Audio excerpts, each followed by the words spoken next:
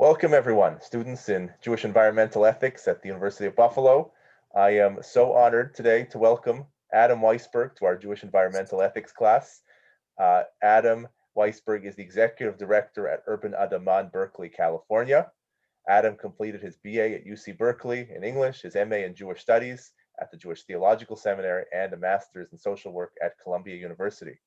He's worked in a lot of important roles in the Jewish community, such as the Council of Jewish Federations in New York, the Jewish Agency in Israel, Hillel, the American Jewish Joint Distribution Committee in Bulgaria, and many more roles. We don't want to, I could go on for longer. Yeah, please, no need. But we're really excited to be able to learn from Adam today all about Urban Adamah and to see the work, see Jewish environmental ethics really in practice. We've been doing a lot of theory in this course. We're not out there in the field. You know, we're reading things in ancient, medieval, modern texts, but it'll be nice to really see what people are doing. I hate to say in the real world. I sometimes feel we are in the real world here, but in the even more real world of Berkeley, California. So I'm going to pass it to you. We're so honored to have you. Alex/Professor Green, I realize I should have asked you in advance how I should be referring to you, but thank you. I want to thank you, first of all, for the invitation, because the opportunity to talk about the work that we do always excites me, and particularly the opportunity to talk about it in the context of a class in Jewish environmental ethics really sort of got me thinking. You know, you referenced the text that you study as part of the class, and I'll start there by saying that, and you'll see, I'll show you when we're inside, that we reference those same texts, right? Because what we recognize is that whatever we're doing today is going to be more informed, more thoughtful, and I at least believe more impactful if it's based in a tradition that I actually think holds a lot of environmental wisdom and a lot of environmental values. Though I think that Jewish tradition has sometimes, gotten some hard knocks from folks who have said that, even if it's not, totally responsible for that, it certainly has contributed to a human inclination towards environmental degradation. I will say one other thing about that, and that is, it's interesting. I had a study partner. I studied in a somewhat traditional Jewish learning setting a bunch of years ago, and we were looking at text. And I said, wow, Matt, Judaism is such a problem. And this is when I was steeped in learning. And he looked at me and said, Adam, Judaism isn't the problem. I said, no. He said, no, Jews are the problem. And he said, don't get me wrong, I'm not an anti-Semite, right? He's Jewish himself. But he said, what I'm saying is that ideas, right, when they're written down, whether it's on papyrus or on paper, the ideas aren't generally problematic. Some are. But what becomes problematic is when people start to interpret, and particularly I would say when people interpret in sort of a self-motivated and particularistic way. So we'll talk about that a little bit. It was interesting, those of you who are students don't know that one of the things that I asked Alex after I was reading through this year's syllabus was, what was the discussion about Lynn White? Because Lynn White's piece, that you all may remember from earlier in the semester, was really seminal for a long time. It's a piece that I actually have real complaints about, but we'll get to that. So again, I'm Adam Weisberg. I use he, him pronouns. I've been the director of Urban Adamah for a little less than 2 years, and I was involved as a community participant and a board member for about 8 years before that. So I've been involved for a long time. So let's jump in. I'm going to start by turning my camera around. It means that I will be able to see you. So let me just show you where we are, because we are truly an urban farm, right? Most people, you say farm, and they think, pastoral hills, rolling countryside. So this is what you see out of our front gate, right? So, there's the auto repair space on the one hand, and then it's interesting. There's a little kosher winery over there called Covenant Winery. Over here, there's a maker space where about 50 different makers and craftspeople have space. And then on the corner, there is a brewery called Fieldwork, where they make really, really good craft beer. And down the street further, there's a U-Haul rental place, and there's some light industrial. I show you all of this to give you the sense of just how urban it is. I'll also say that where we are is a picture in gentrification, right, with the goods and the ills of that. We're not going to talk about it a lot today, but even when we moved into this site, when we bought the property about 5 years ago, it was a different kind of neighborhood, much more light industrial, not the, sort of yuppie beer place and the craft wine place, etc. So I just say it because it gives you some context. Let me just close this gate. I'll try not to move too quickly. And I will say, even though light industrial, I'll point out that when we saw this property, what we saw is that we would be flanked. I don't know if you can see it off in the distance. That windmill is the last operating windmill in Berkeley, right? Actually pumping water. And then over there, you can see that row of trees on the other side of our parking lot. That is a daylighted creek. So that's called Codornices Creek. It was culverted over, covered for years and years. And about 10 years ago, it was daylighted. They opened it up, and it now is. You can see how lush it is. It's filled with fish, with animals that come down to drink and to forage. So we looked at this and thought this would just be an amazing place. I will say, when we looked at this, it was just a bare lot filled with 4-foot tall weeds and nothing else. And you'll see what it is today. So that's our front gate. I don't know if you can read it, but you'll see up ahead, up top, in Hebrew, it says Ve'ahavta. And over there behind the fig leaves, it says love. And then in the middle, all the rest is commentary. I share that with you just because I want you to know that, one of the things that we believe and recognize. Oh, and there's my colleague, Katie, totally fine. And one of the things that we recognize is that, when you name things, you give them power. And what we really wanted to name as people walked in the gate to Urban Adamah was that we believe that ultimately, if everything needs to start with love for anything good to come from it. So I share that with you. I'll also just point out a couple of other things. We really are, in some ways, we're very traditional. And in some ways, we're trying to link that with, with sort of a modern sensibility. So what do I mean by that? There you can see the mezuzah. Right, that traditionally graces the gates of Jewish homes and businesses, and in our case, not-for-profits, right? And on the other side, you'll see that we have an abalone shell attached to, to the other side of our gate. And the reason for that is that we recognize that our space, Urban Adamah, all of us who live in the East Bay, live on what is unceded Ohlone territory. The Ohlone people were the first peoples who lived in this area, who cultivated it, who created community here for thousands of years. And we felt that in order to be in right relationship with them and the land, we needed to be in active relationship. And so we actually connected with representatives of the Ohlone people here in Berkeley, and actually went through some ceremony and some exchange with them. And they gave us that abalone shell as a representation of their basically granting us permission to be on this land. And we felt it was important to put it up to show that on the one hand, right, there's Jewish tradition that influences this place, and we try to be mindful of Ohlone history and Ohlone tradition that influences it, while also recognizing that, that while the Jewish people, whether it's in, Israel, Palestine, or here at Urban Adamah, have land and have been able to make it their home, right, the Ohlone people and so many other tribal peoples across North America don't have that. And one of the things that we're actually involved in is trying to work with local Ohlone groups to help them to reclaim, some small piece of the land that was theirs for ceremonial and tribal purposes. So I just share that because the framing feels important, and I want you to have a sense of sort of the values and the ethics that we hope are guiding our work. So we'll walk inside. This is the Welcome Center, and I'm just going to stop here for a minute. I won't dwell on it, but you can see we have signage up in a number of places. And this again talks about who we are and the land that we're on, and who was here before us and who we welcome in partnership. And then over here, this simply says, again, what is our purpose and what are our programs? So our work is driven by, and we try to work at the center of the intersection of Jewish tradition, sustainable agriculture, mindfulness, and social action, really social justice. And we believe that when we're getting our work really right, our programs and the experiences we offer to people are at the intersection of all four of those four things. And then, you can see the kinds of programs that we run. We do programs for Shabbat, for Jewish holidays. We do a whole series over the course of the year of workshops and concerts and programs for kids and adults and families. We do overnight programming as well. And then we do summer camp and winter camp for kids. And then our core program is, I'll just zoom in on this for a second, is we run a young adult fellowship. And that is a 3-month immersive, intensive experience. People come, they live on the farm, and they really explore those 4 worlds that we live in: Jewish tradition, sustainable agriculture, mindfulness, and social justice.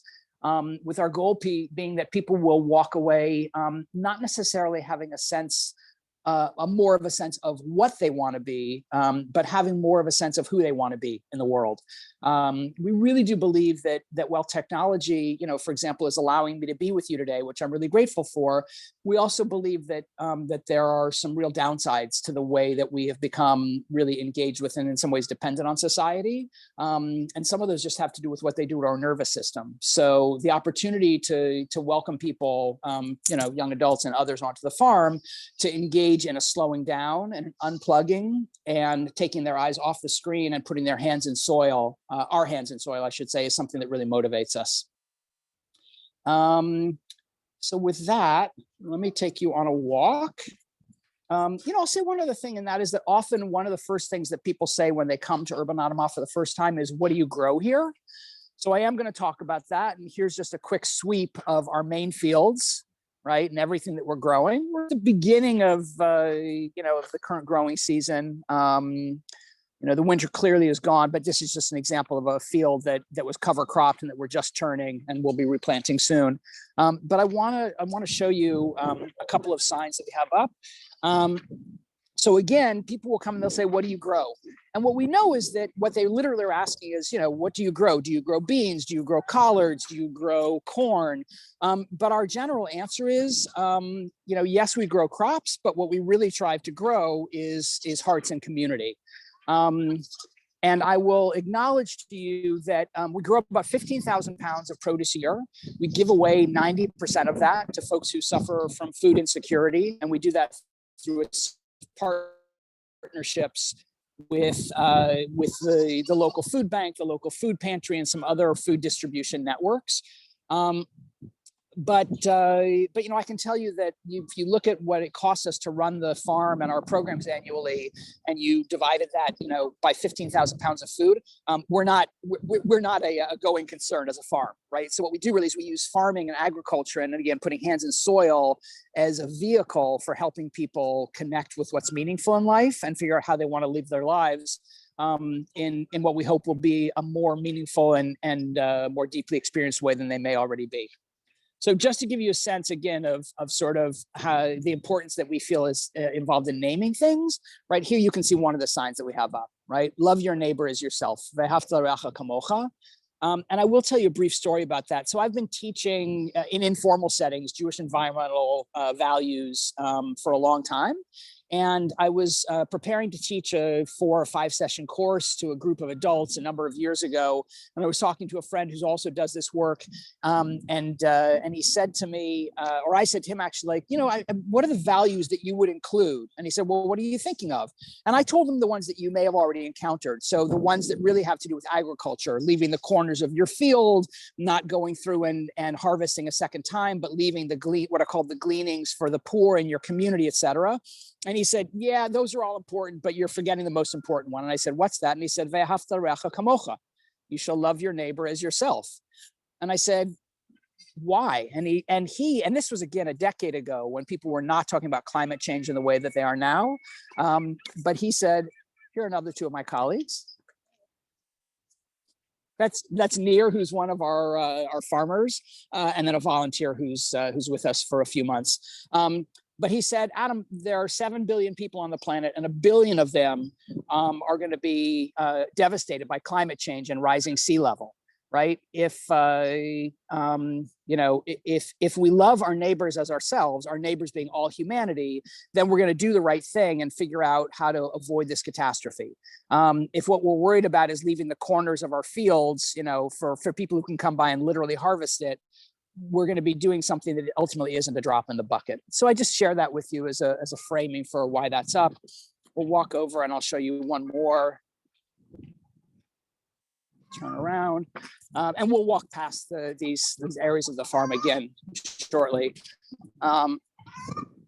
This is another one that really, really animates our work, and that I will say feels even more important today than when we first put the sign up a few years ago. So I'm guessing that you can read that on your screens. Justice, justice, pursuit, tzedek, tzedek, tirdof, comes from Devarim, from Deuteronomy. You can hear the chickens in the background. And we really do believe that this is a core teaching, from right, that ultimately, if you're pursuing justice in everything you do, I'll say if we're pursuing justice in everything we do, we're more likely to get it right than to get it wrong. Doesn't mean we'll always get it right, but if we have at the forefront of our minds and in our hearts that doing justice is among the most important things, and we're doing that coupled with treating others the way we would want to be treated, with truly loving others the way we want to be loved ourselves, that goes a long way to sort of doing the right thing, in our case, through an urban farm and community center. I want to pause for a second to see if there are any questions about anything I've said, or anything that people are confused by, or that I might have glossed over. Okay, so in that case, let's go back to the fields for a minute. Actually, I'll show you a number of, and I apologize if I'm moving too quickly. I know that can be a little bit disorienting. Try not to turn around so much. But just to give you an example, so we're on about 2 acres of land. About 1 acre of that is under cultivation. And then the rest of it is program spaces, whether buildings or outdoors. But you can see we have, some row crops here, mostly lettuces. Like most places in the winter, we're able to grow year round because of the Mediterranean climate that we have in Northern California. What you'll see in the ground a lot as I walk you around the farm today is a lot of lettuces, other greens, some root vegetables, that sort of thing. Later in the spring and the summer, we'll have, more things, sort of a greater variety of things growing. So we walk past, it's an orchard with a number of different fruit trees. Avocado tree, which we're so happy has really taken off and is doing really well.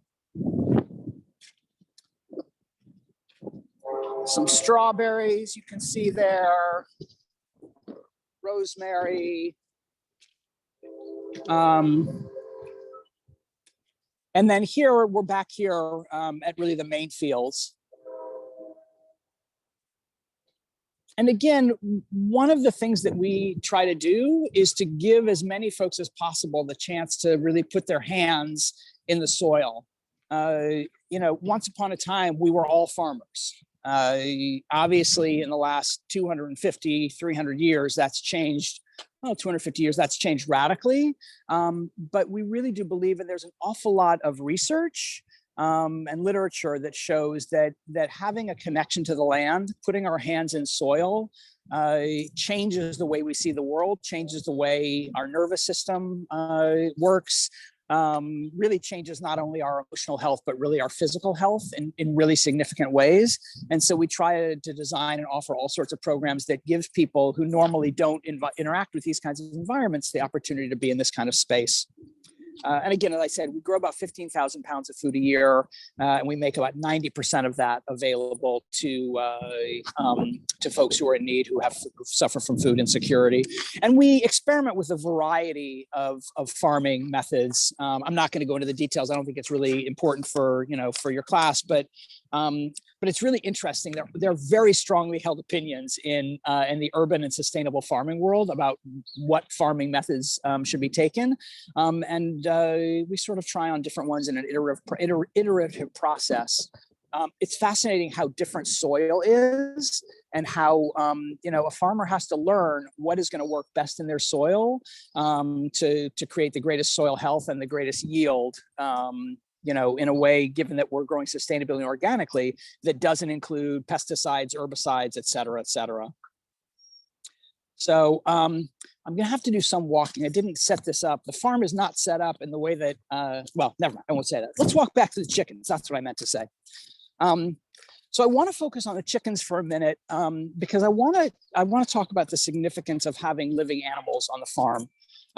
Briefly, the significance is an integrated farm has not just, growing plants for food, but also animals. The most obvious reason is that, for example, you can see that our chicken coop is back there. This is the orchard I pointed out before. Here are some of our chickens. right? By having the chickens loose in the orchard, right, they're keeping, our insect population down. They're also pooing wherever they walk around, which is great fertilizer for the trees in the orchard. We harvest their eggs, which is great for us to be able to add, farm-raised, free-range eggs to, to the food that's given to folks who suffer food insecurity is a pretty significant addition. So we're glad to be able to do that. Really important piece for us in having the chickens on the farm is that generally in our sort of modern hyper-technologized world, the way that most of us relate to animals is either as pets or as food. And for most of us who don't spend a lot of time, on a farm or out in the woods, that really is how we relate to them. And one of the things that we're trying to help folks experience, particularly kids, but not only, is an understanding that other living beings have their own meaning, significance, and even spirituality. And when you have particularly kids, but also adults who have never encountered chickens like this before, that again are not their dinner, but also are not their pets, but walk into the orchard and interact with them, it really does change the way that people think about the living world beyond the one that they inhabit most of the time. And it tends to broaden people's horizons. I will say it's not that we are trying to get people to become vegetarian or vegan. But we are trying to help people think differently about the role that animals play in the world and their relationship to them. And given that we would argue that turning the tide on climate change is dependent on all of us, the reality is that if somebody decided to eat meat once a week less than they do now because they had held a chicken and realized that it had an essence to it, that would be a good thing for the planet. So again, we're not preaching a particular gospel of how to eat, but we are trying to give people help people develop a different relationship with the living world, so that they see a chicken as being more than something that comes in cellophane that you buy in the grocery store. And then I'll come over and show you the goats if they're out or before. Yes. So that's another colleague, Anastasia. You can see that Anastasia is with Frankie and Dottie, who are very playful. So one big family, as Anastasia says. So Frankie and Dottie came to us a couple of months ago. You can see they're still kids, although they are growing rapidly. And ultimately, they'll provide milk for us, which we'll use in teaching about urban homesteading. So making cheese and goat milk and yogurt. But again, for having Frankie and Dottie here on the farm is that, again, particularly for kids, but not only, being in relationship with an animal just changes. Being in a relationship with these goats changes the way they relate to animals in general. And that feels like an important piece to really understanding sort of the integration of all things that live. And recognizing where we fall into that spectrum, and recognizing the importance of other living things, not only to serve us, but also as having lives and experiences of their own. That I think we feel like when we recognize that, it enhances our own understanding of the meaning of living and being in community. So, and when Anastasia said, we're did you say one big community? One big happy family, right? On the one hand, it's it seems funny, but on the other hand, I think that that if we're able to help folks think of themselves as being in relationship to and even family with these goats, it just changes the way they walk around, the way they interact with people when they're in traffic, et cetera, et cetera. So those are our goats. Again, sorry for the camera tilt. Let me just show you a couple of the other things that we're doing, that again, we hope will have at least a modest environmental impact, and that are really driven by the underpinning of Jewish environmental values. So I'll just show you, I think I'm going to open the right one. Yeah, so if you look in this little shed, so we have what's called a gray water system. Some of you may be familiar. Gray water is a way of reclaiming water that's been used so that it can be reused. So this is the manifold, right? All the contraptions that run it. I'll show you the storage tank.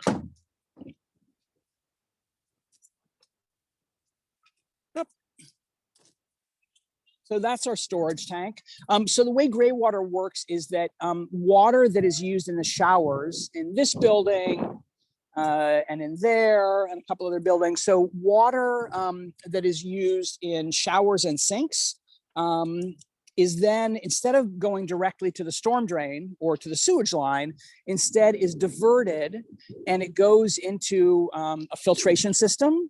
And then ultimately the water lands in that big black tank that you're looking at. And we then use it to irrigate our perennials. So some of the crops. You don't use it to irrigate crops that are annual for reasons I won't go into, but health and safety reasons. But we're basically we produce about 7,000 gallons of gray water a year, which means that we're pulling 7,000 gallons fewer from the municipal water system.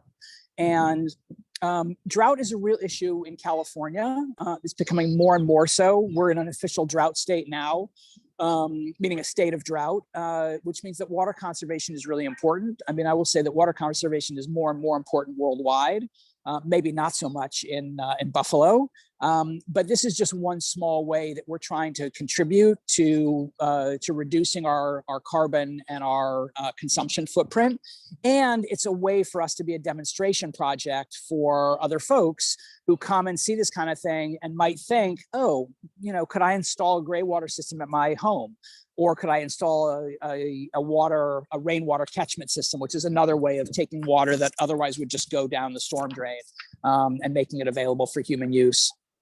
So there's that. And then over here on top of our little admin building, I don't know if you can see, but we have a solar array. We're currently producing, between this array and one other one that's on a building, it's too high to see, we're producing about 50% of the energy that we use annually.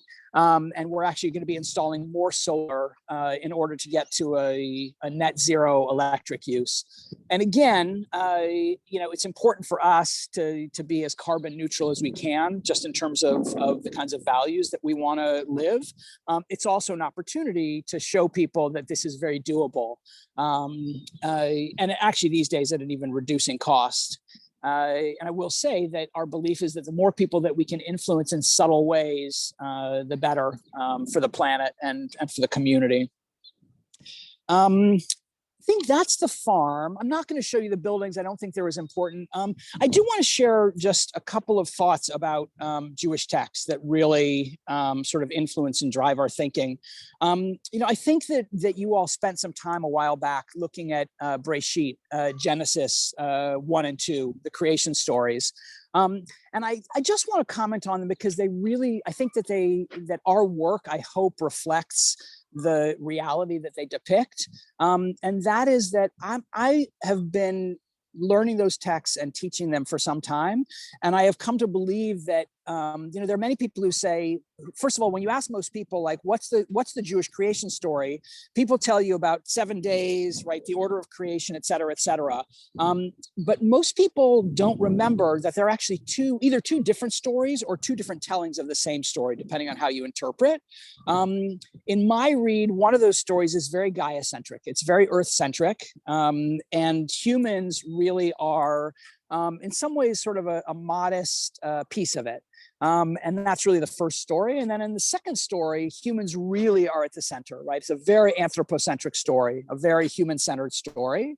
And the world really is about, something being created to meet human desires, not even needs, but really desires. And I've long been a believer that the brilliance of Torah is that it left both those stories in, or the two elements of the story, because I think that Torah and Jewish tradition recognizes that as human beings, we have both of those in us, right? There's part of us that is very connected to, or has the potential, I should say, to be very connected to the earth and creation and the rest of creation. And there's another part of us that just wants to collect stuff, right? There's another part of us that wants to have, like, a newer car. and, and a bigger house and more money in the bank and more sort of creature comforts. And I think that one of the things, or I know that one of the things that we're trying to say through our work is that it's not that one of those is good and one of those is bad. It's that those are both aspects of the human condition. And the question simply is, how do we hold them in dynamic tension or in harmonic balance, one with the other? Because when we become only about getting and spending, about acquiring more stuff, the truth is that most of us are not actually happy. Most of us, there are fascinating studies that say that once you get to a certain level of income where you are no longer worrying about your ability to keep a roof over your head, to keep food on the table, to take care of the people you love, right? The additional money you make after that, it's diminishing returns, right? The more you have doesn't mean the happier you are.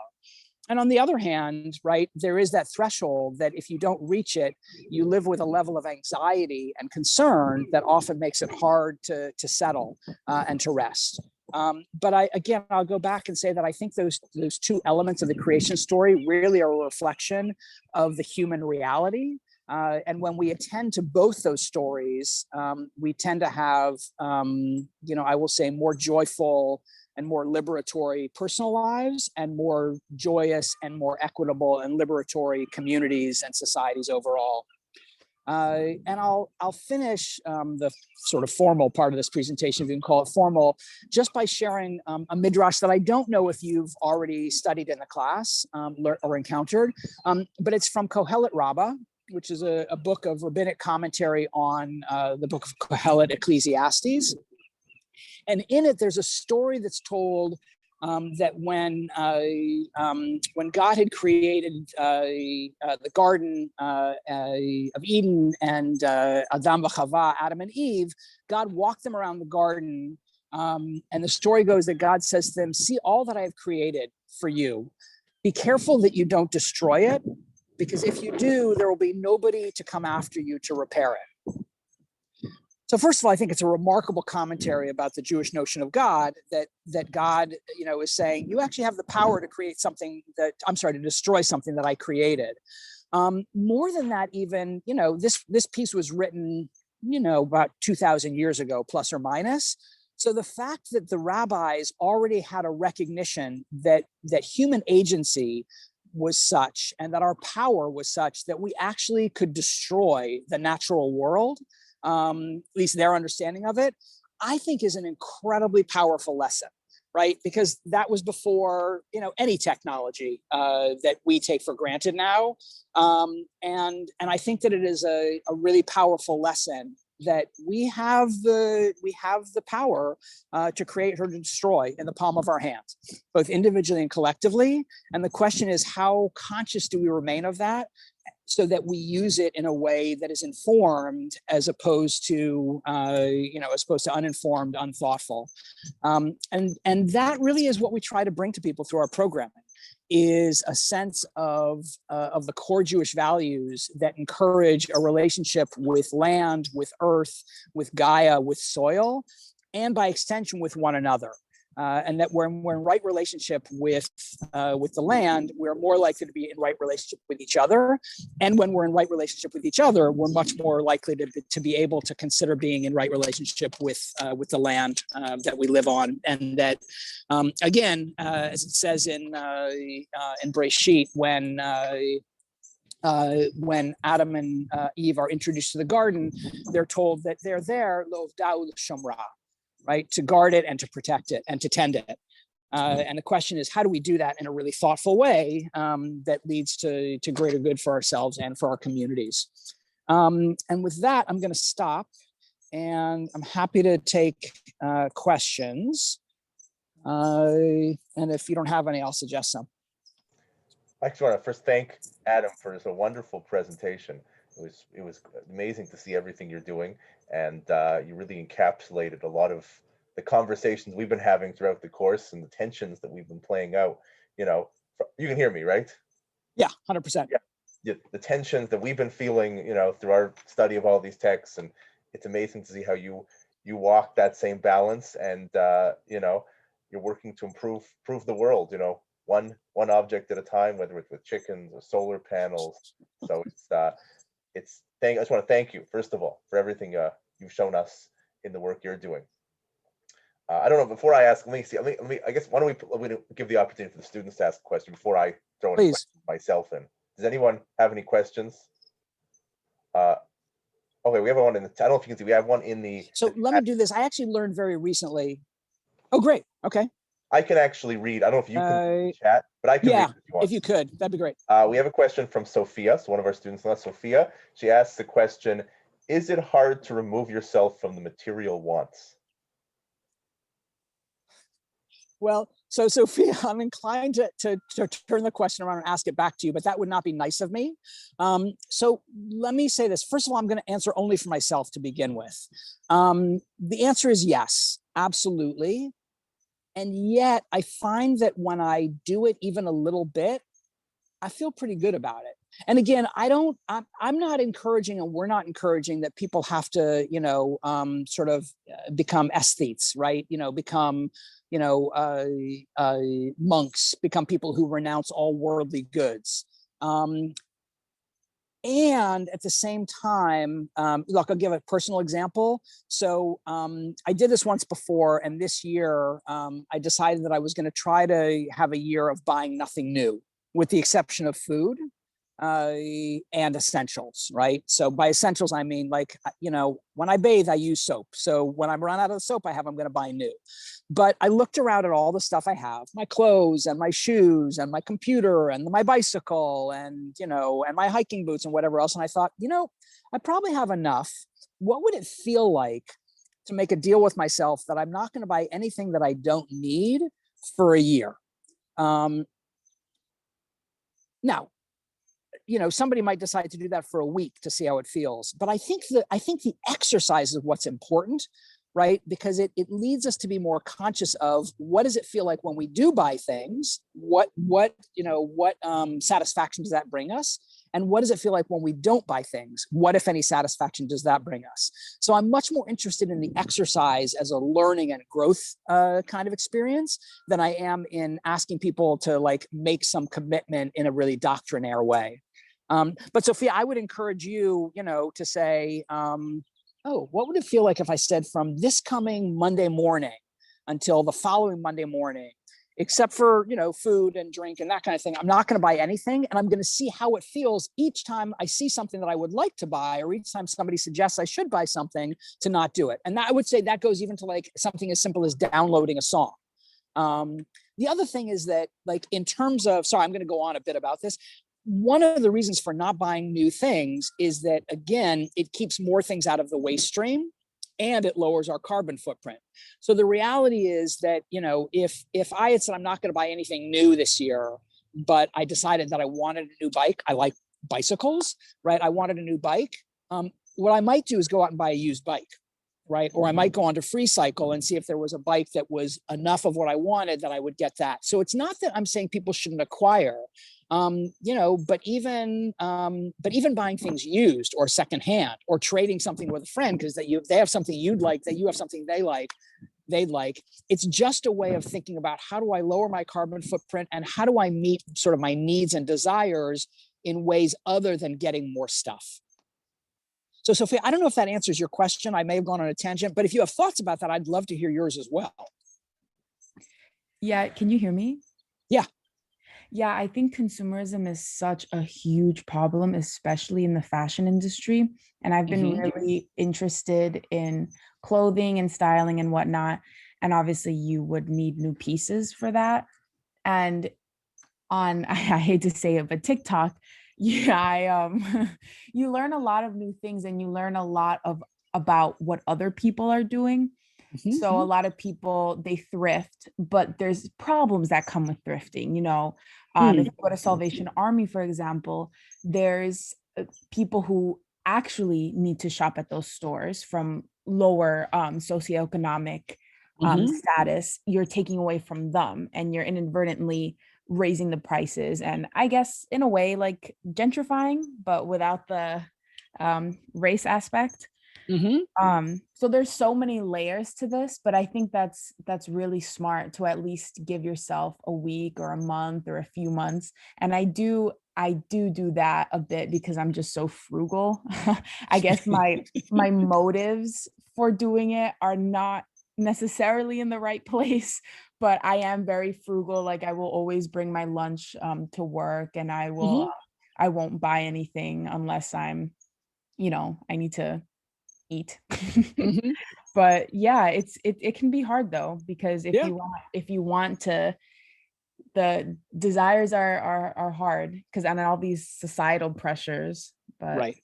baby Right. steps, I guess. Yeah. No, I think that what you're saying is really thoughtful. You also are sort of excavating the multiple layers, right? The positives, but also the potential unintended negative consequences. For example, of thrifting, as you said. I think it's again, I have a friend who said to her two teenage sons at some point, all things in moderation. And it was her way of trying to help them think about, she knew that her sons were going to experiment in all sorts of ways that she probably would have preferred not. And from her perspective, like saying, don't do any of it was not going to land. And then they were just going to ignore her. So I would use that approach here also, right? All things in moderation. And also, how do we do the least harm? The reality is that sometimes in our intention to do well, we create unintended consequences. I think the question is, how can we be the most informed and make the best choices without paralyzing ourselves, into not being able to move or to act? Because the world doesn't need that either. The world needs us to move and to act in ways that are generative. It just needs us to move and act less in ways that are degenerative, or that are sort of have negative environmental and social and human consequences. Other questions? And let me just offer also, it could be that I said any number of things that any one of you might disagree with, or that you might have found confusing, or that you might have just thought were, sort of didn't land for you. And I'm open to hearing those things as well. And particularly if there are things that I said that contradict perspectives that you've held or that you've heard from other folks, I'm totally open to that as well. Challenges are always welcome in any classroom that's worth its salt. Feel free to write something in the chat if you prefer over if you don't want to make your voice, you would rather write in the chat, I'm happy to read a question as well. Thank you, Alex. I mean, I can ask a question. Well, what people are thinking about other questions. Let me throw a question out there, which is, I think you started off really saying how it's, you're in an urban farm, which means you're in an urban environment. You're not out there in the country. You're not far out, somewhere where there's no social pressures or societal pressures.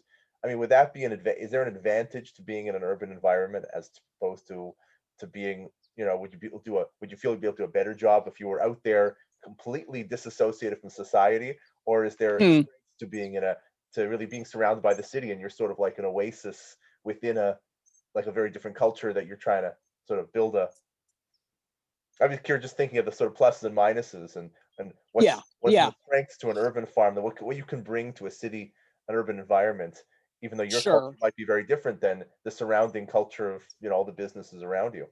Right. So what I should say, first of all, it's a really good question. I appreciate it.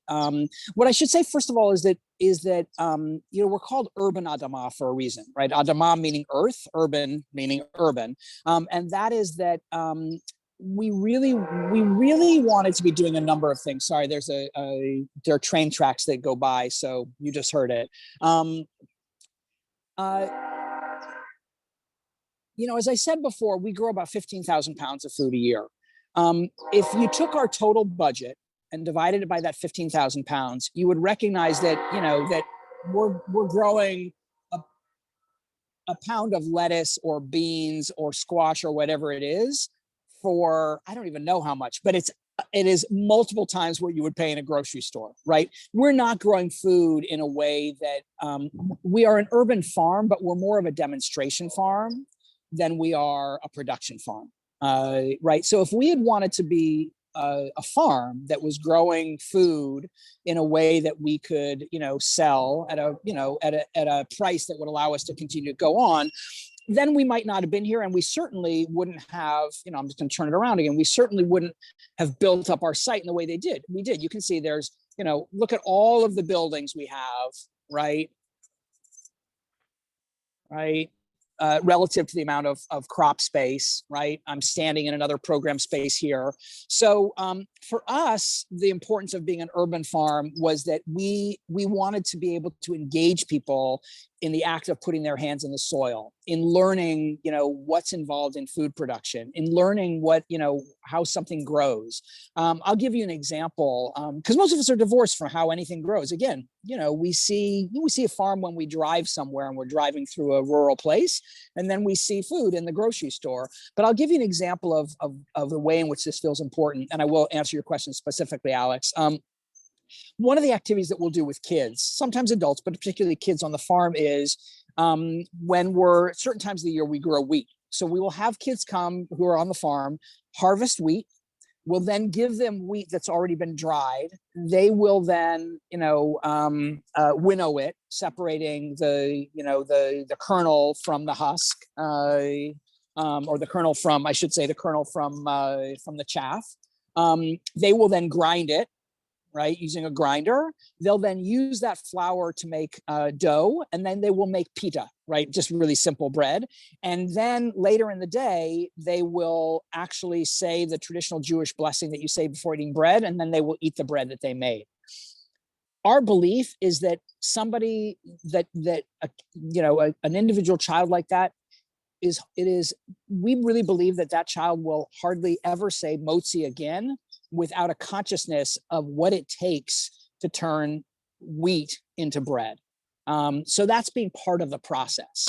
So because we really want people to be part of the process, and because we want to engage people who normally aren't in these kinds of environments and aren't doing this kind of work in the process, that's why it felt really important to be urban. The other thing is that our social justice, we felt like our social justice, the social justice leg of our mission, would not be nearly as easy or even possible to achieve if we weren't in a place where we could welcome people to the farm who normally don't have these kinds of experiences, right? Where we could, become a place where there are kids in a local high school who are in a vocational track.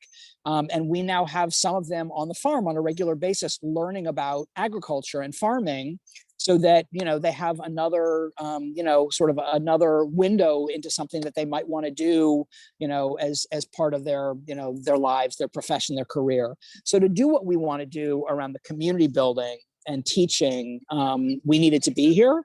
And I should say that there are urban farms around us that we're in relationship with that are all about farming, right? They don't do the kind of programming we do, and they produce way more pounds. They produce food in a way that is sustainable from a business model. Nobody's going to get rich, but that's not the goal. So, does that answer your question, Alex? Yeah, thank you. No, that definitely helped us think about the project, and how you're contributing to the larger environment, and the advantages of being really in an urban environment. And I should say we are as much a community center and a program center as we are a farm. Right, the farm serves everything that we do and makes it possible. We have a couple questions. Let me read a couple of questions on the chat. Actually, Angel, I'm going to start with yours because Jordan, yours might be more of a good ending question. So let me move backwards, even though you asked reversing the order here. So one of our students, Angel, asked the question: does your filtration system contribute to your overall energy consumption? How do you weigh options for practices of greatest efficiency / sustainability? Wow. So what I will say is, yes, it does. Right, the electricity used to drive it definitely adds to our energy consumption.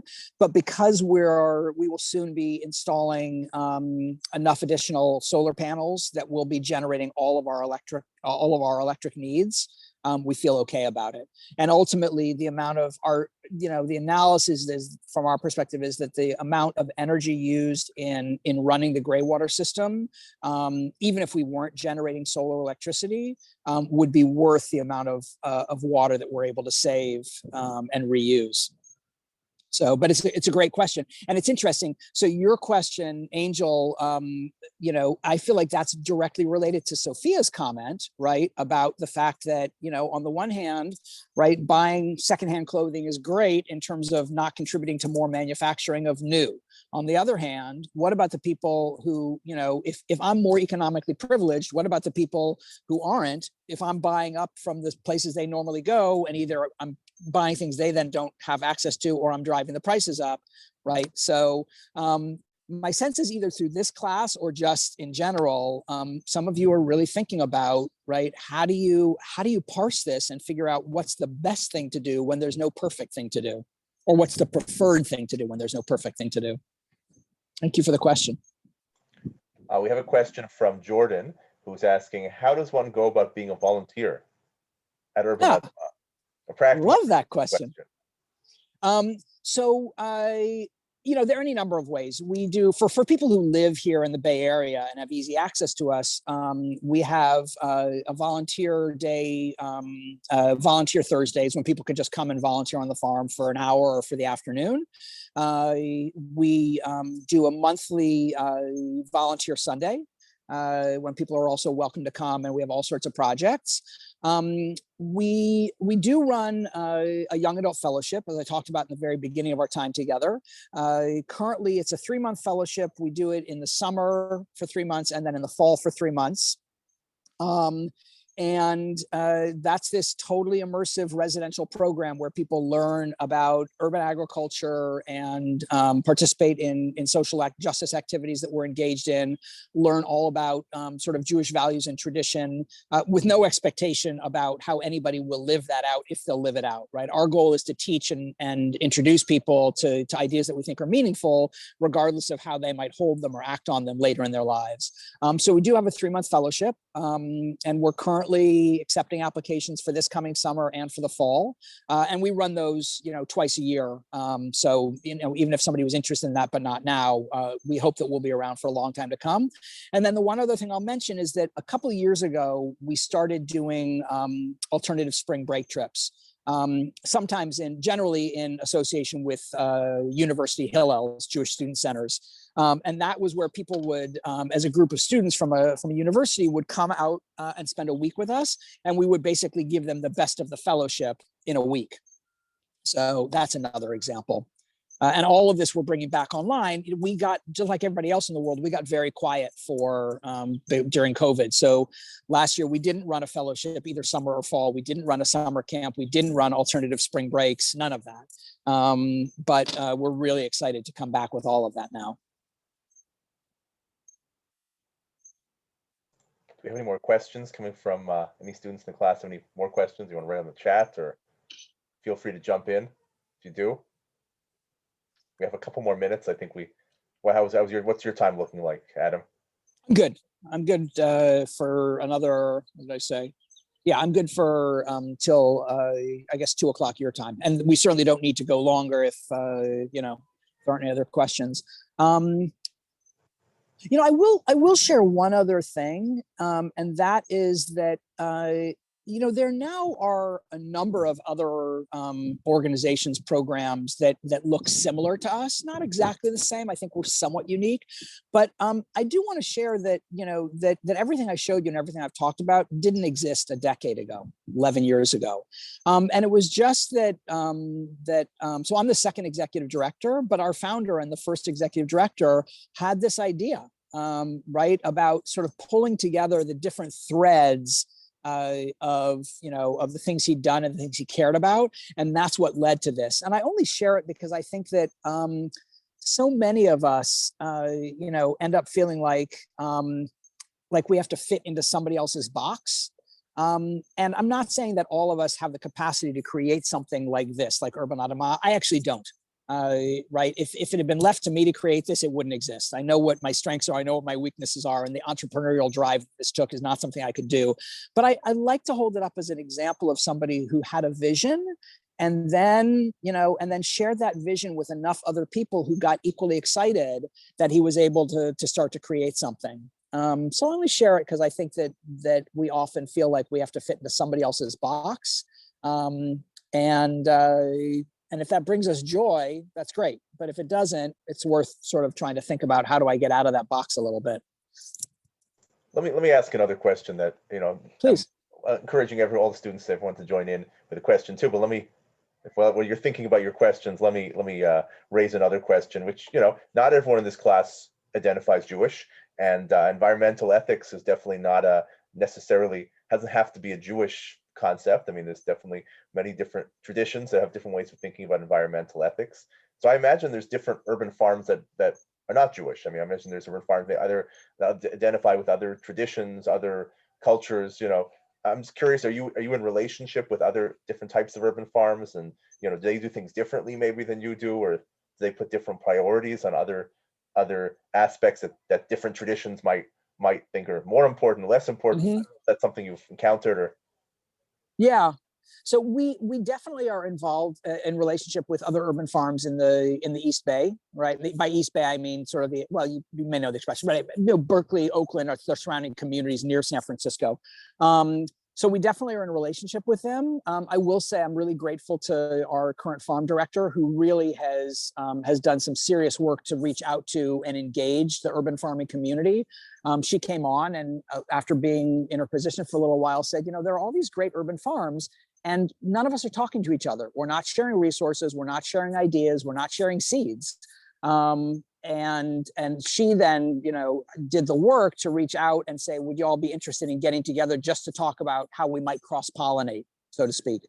So we are. I don't know that any of those urban farms that we're in a relationship with grow out of a particular spiritual or religious tradition. So, I think that most urban farms, at least that I know of, their guiding values and ethos are about community agriculture, sustainable agriculture, organic agriculture, and often about social justice. I mean, many of the urban farms in the area have a pretty significant social justice commitment. But I'm sure that there are faith-based or religiously based other urban farms and certainly rural farms, but I don't know about many of them. Yeah. I guess there's one other thing that I was going to mention, and I can't remember now what it was, growing out of your question, Alex. Yeah, I can't remember now. that's okay. That's all right. Do we have any more any questions? Anyone thinking of anything that's piqued their curiosity? We only have Adam Weisberg for a few more minutes. Oh, we have another question coming in. Want to make sure we can use our time to Thank pick you. your brain while we still have you. Okay, here's an interesting question from one of our students, Abby. She asked the question here: do you think that the local and the federal government could be / should be doing more to make this type of lifestyle feasible? If yes, what steps do you think should be taken so that more people can experience this type of things, that they can hopefully alter their current lifestyle? So the short answer is yes. Let me give the caveat, right, the disclaimer that I'm way out of my depth here. Okay. Now that never stopped me from sharing an opinion. But what I can say is this.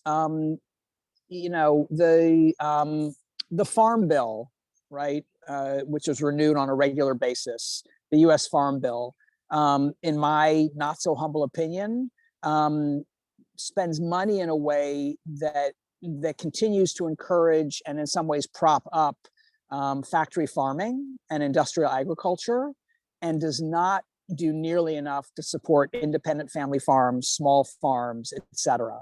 Again, I was listening recently to a report on data about when you look at the number of small, independently owned and family farms that exist today, as opposed to a decade ago or 20 years ago or 50 years ago, it's a tiny percentage, right? Whereas, the amount of food that's produced by and land that's owned by big agriculture, right, by factory farms and industrial agriculture has skyrocketed.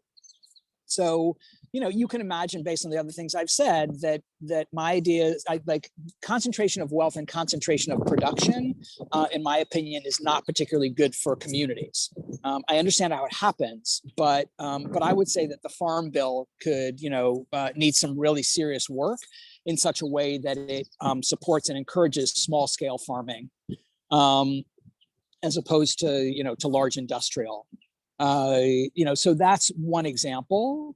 And sure, the federal government and state governments and local governments could be figuring out how to invest more in green space in urban settings. Right. I mean, I'm a big believer that I think that we should have a national service project or program. I'm not sure that people should be required, but I think that people should be incentivized. And I would love it if we had national service, of some sort, that was culturally sensitive and thoughtful, right? That's not one size fits all. I would think that if we had some kind of national service, then giving people the opportunity to work in an agricultural setting, in a farming setting, even if it's not what they're going to do with their lives, is incredibly powerful. So I think that that government has a huge role to play, and I'm a big believer in the expression, if the people will lead, the leaders will follow. Now, it takes a lot of work, and sometimes it feels like banging your head against the wall. But I'm a pretty deep believer in this famous quote from Margaret Mead, who said, "Never underestimate the power of a small group of individuals to change the world. In fact, it is the only thing that ever has." So ultimately, yeah, I think the government has a role to play, and significant, they have significant power to change things. But if we don't lead in telling the government what we want, and in being problem solvers as well as problem namers, nothing will change. Perhaps that's a great note to end on, about the power of change and all the great work you're doing that we got to learn about for the last hour today. Oh, but we haven't lost you. You're still there. No, I'm with you still. Okay, you're with us. So let's thank Adam. I am again, yeah. Who the CEO of Urban Adamah, and thank him for everything he did to prepare for today's presentation, and really give us a great tour of what it looks to be a wonderful farm that I wish we could have been there with you in person, and so do I. Really seeing it all firsthand. But when we can't be there in person, at least we can learn from you virtually on Zoom. So let's all thank Adam. Before I sign off, Alex, can I do one other thing? Sure. And that is, and I want to do this publicly in front of your students. Alex, I would appreciate it if, when you have time, you would just, first of all, I'd love the recording to see what I did well and not so well, but I would also love it if you would share with me a critique of what you think worked and what you think didn't work, right? You're a PhD, you're a professor, I'm not. I would love to learn from you. And I can't help myself. I just want to say to the students in the class, so I took about 5 years to get through college. My first 2 years, I thought I was totally dialed in. And it was only after I took a semester off and came back that I realized that I had really been phoning it in. That was a mixed metaphor. But I'll tell you, the biggest thing that changed my life as a student was that for the first 2.5 years, I never showed any paper I was writing to anybody until I turned it in. And then I always wondered why I didn't do as well as I thought I would. And when I started sharing my work, either with a professor or a fellow student in advance, it was frightening at first, because who wants criticism? But I got a lot smarter. And I learned through having other people critique my work. So I don't know why this came to me. I was not thinking about saying this, but I hardly ever get to talk to a group of college students. So I just want to encourage you to think about it if you don't do it already. Totally changed my life and my relationship to writing. So, and it was scary, but it was worth it. It's great advice, and I definitely encourage all of our students to do the exact same thing. So you are right on the right track. I fully support your message. Right. Alex, thank you so much. And thank you to all the students in the class for letting me join you and share a little bit of what we do. And I hope it felt worthwhile, and I wish you all the best. And again, I just appreciate the opportunity.